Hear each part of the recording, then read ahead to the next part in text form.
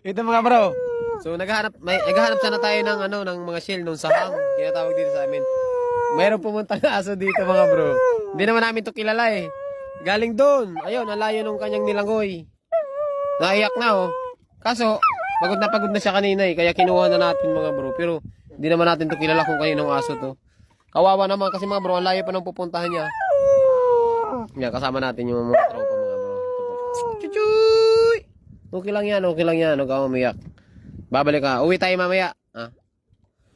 Sa ngayon, dito ka muna. Huwag ka na umiyak. Ayun, may kasama naman tayo dito. Chuchu!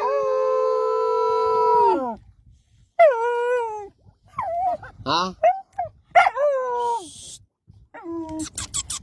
Yan, dyan ka lang.